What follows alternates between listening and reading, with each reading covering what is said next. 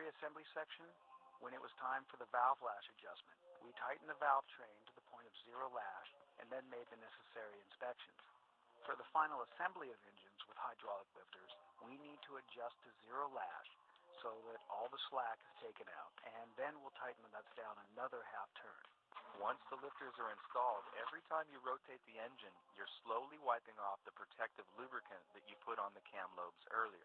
If we follow the firing order of the engine, we'll only have to rotate the cam one full turn to do the whole lash procedure.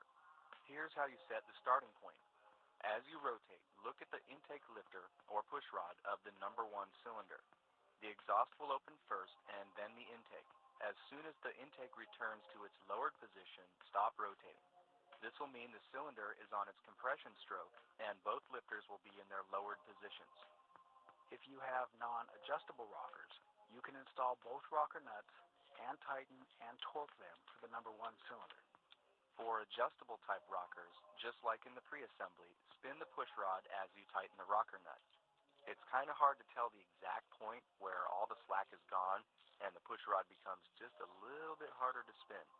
While you're turning your wrench and you feel that slight difference in resistance spinning the push rod, you should be at zero lash and the push rod won't move up and down at all anymore.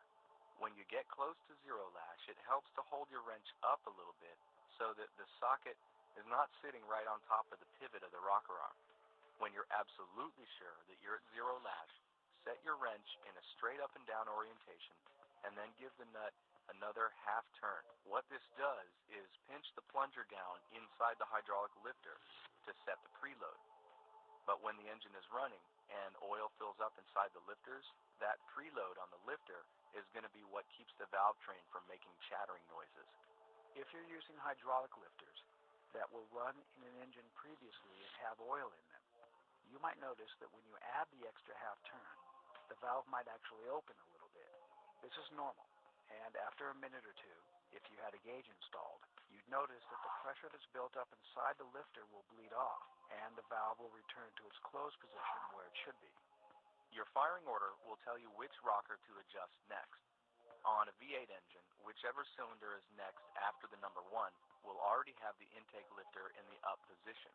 You'll just have to rotate the engine about a quarter turn and watch the intake lifter return to its bottom position. Now you can adjust the rockers for that cylinder. Then carry on through your firing order, and each time the next cylinder will have the intake lifter in the up position. When you've gone through all of your rockers, you'll only have rotated the camshaft once, and you should have plenty of break-in lube left on